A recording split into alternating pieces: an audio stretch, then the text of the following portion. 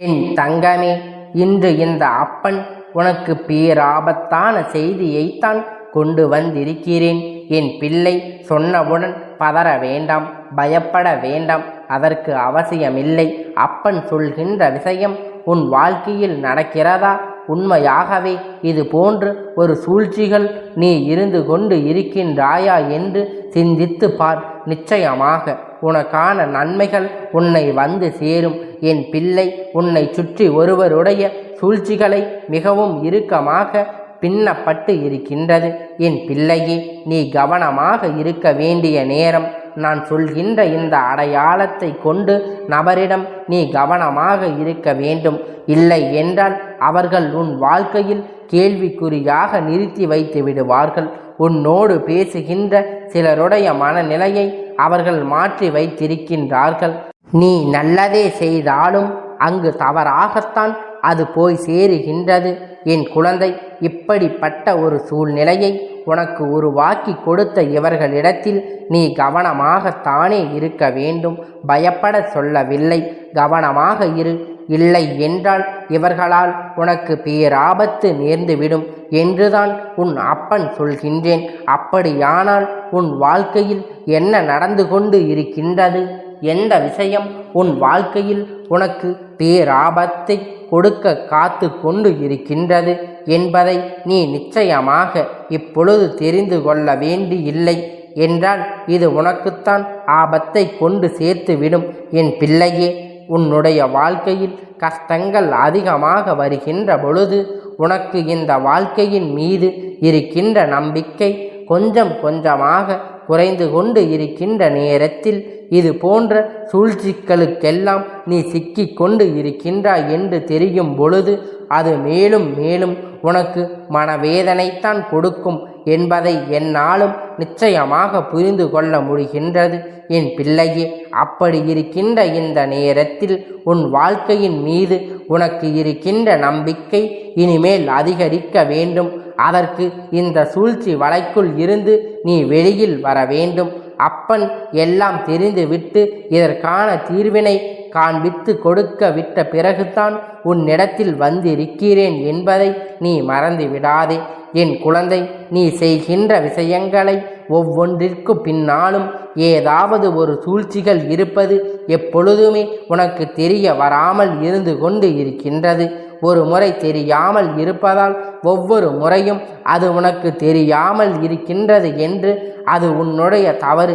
ஏனென்றால் எதையுமே நீ சரியாக கவனிக்கவில்லை.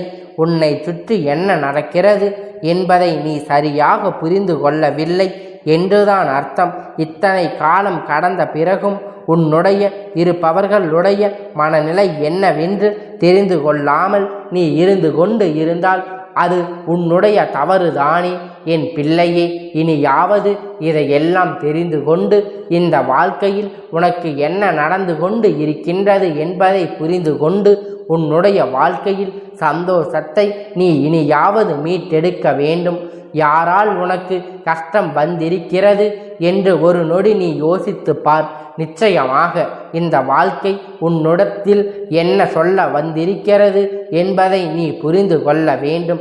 இந்த அப்பனை சர்வசாதாரணமாக எல்லாம் எப்பொழுதும் ஒன்றை சுமத்துவது கிடையாது. நான் குற்றம் சுமத்துகிறேன் என்றால் அவர்கள் செய்த தவறு 100க்கு 100 உண்மை. இனிமேல் அவர்கள் திருந்த வேண்டிய கால கட்டாயம் இல்லை.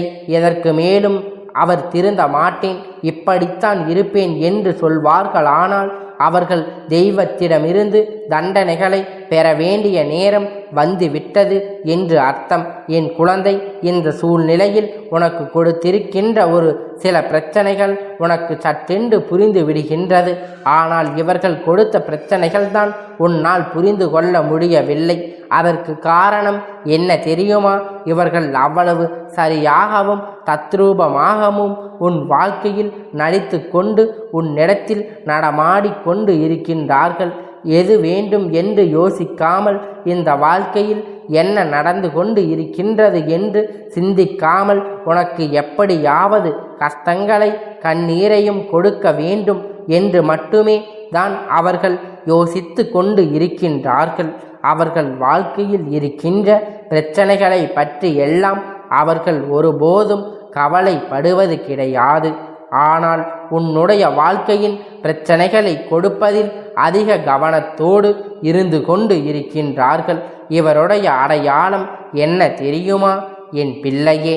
இவர்கள் உன் குடும்பத்தில் இருக்கின்ற ஒரு பெண், அதாவது உன்னுடைய தந்தை வழியில் அவரோடு உடன் பிறந்தவர் அல்லது ஒன்று விட்ட சித்தப்பா பெரியப்பா போன்ற உறவாக இருக்கலாம் ஒருவருடைய குழந்தை.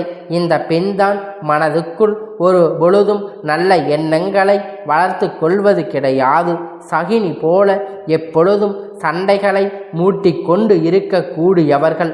அது மட்டுமல்ல, உன்னுடைய குடும்பத்தில் இருக்கின்ற ஒற்றுமையை சீர்குலைக்க பல முயற்சிகளை செய்து கொண்டு இருக்கின்றார்கள். எப்பொழுதும் உன்னுடைய இல்லத்திற்குள் வருவது போவதுமாக இருந்து கொண்டு இருக்கின்ற இவர் மனதுக்குள் ஒரு துளி அளவு கூட நல்ல எண்ணமே கிடையாது.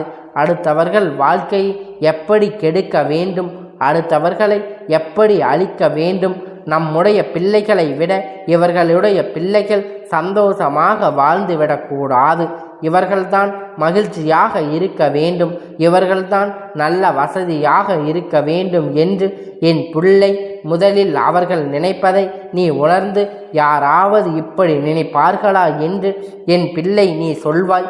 இப்படி அப்பன் செவிகளுக்கு அது கேட்க செய்கின்றது. ஏனென்றால் என் பிள்ளையே, இத்தனை வெள்ளந்தியாக நீ வளர்ந்து வந்திருக்கின்றாய்.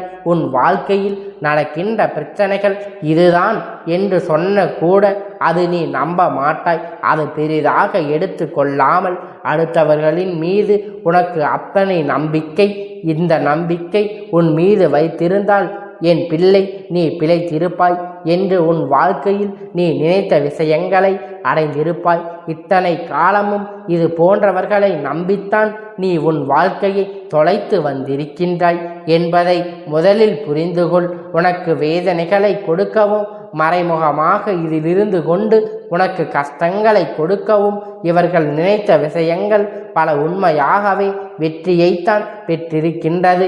நீயும் அதற்காகவே போல வாழ்க்கையில் என்ன நடந்தாலும் உடனே அழுவதும் கண்ணீர் விடுவதுமாக தானே இருந்து கொண்டு இருக்கின்றாய். அப்படியானால் அவர்கள் நினைத்தது உன் வாழ்க்கையில் நடந்து விட்டது என்று தானே அர்த்தம். என் பிள்ளையே, இதையெல்லாம் உடனடியாக உன்னுடைய வாழ்க்கையில் இருந்து நீக்க வேண்டும். இவர்களுடைய எண்ணங்களை உடனடியாக உன்னுடைய வாழ்க்கையில் இருந்து தள்ளிவிட வேண்டும். உன்னுடைய குடும்பத்தில் நடக்கின்ற ஒவ்வொரு விஷயத்தையும் ஒன்று கூட ஒரு அடி பிறலாமல் அப்படியே வெளியில் சொல்கின்றார்கள். இங்கே நடப்பதை எடுத்து காட்டி சொல்கின்றார்கள். அதுவாவது எந்த காலகட்டத்தில் நல்ல பெயரை வந்துவிடக்கூடாது. நீங்கள் செய்கின்ற நன்மைகளை கூட மறைத்து வைத்து விடுகின்றார்கள். அதையும் அவர்கள் செய்தது போல மற்றவர்களிடத்தில் காட்டிக் கொள்கின்றார்கள். என் பிள்ளையே, இது போன்ற சூழ்ச்சிகளுக்குள் எப்பொழுதுமே சிக்கி தவிப்பதை விட இந்த பக்கம் சொல்லாமல் இருப்பது உனக்கு நல்லது என்பதை முதலில் நீ புரிந்து கொள்ள வேண்டும். என் பிள்ளையின் வாழ்க்கையில் எப்பொழுதுமே அடுத்தவர்கள் கஷ்டங்களை பார்த்து ஒரு நாளும் கேலியும் கிண்டலும் செய்ததக்கூடாது. ஏனென்றால் நாளை இது போன்ற நிலைமை உன்னுடைய வாழ்க்கையில் வரலாம் என்பதை நீ புரிந்து கொண்டால் போதும். பொழுதுமே அடுத்தவர்களின் கஷ்டங்களை பார்த்து ஒரு நாளும் கேலியும் கிண்டலும் செய்யக்கூடாது. ஏனென்றால் நாளை இதே நிலைமை உன்னுடைய வாழ்க்கையில் வரலாம் என்பதை நீ புரிந்து கொண்டால் போதும். சொன்னவுடன் நினைப்பாய், அது எப்படி மாறும், வாழ்க்கையில் அது எல்லாம் எனக்கு பார்த்து கொள்ள தெரியும் என்று நடந்த பிறகு இந்த அப்பன் என்னை நீ தேடி ஓடி வருவாய் அல்லவா? அப்பொழுதுதான் உனக்கு புரியும் என்றால் யாராலும் உன்னை எதுவும் செய்துவிட முடியாது. என் பிள்ளையே, இந்த அப்பன் இன்று உனக்கு தரப்போகின்ற வாக்கு உன் வாழ்க்கையை மாற்றப் போகின்றது என்றால் அதை நீ கேட்காமல் விட்டு விடுவாயா? அப்படித்தான் இந்த துரோகத்தை இனிமேல் இல்லத்துக்குள் அனுமதிக்காதே. தேவையில்லாத விஷயங்களை இவர்களிடத்தில் பகிர்ந்து கொள்ளாதே.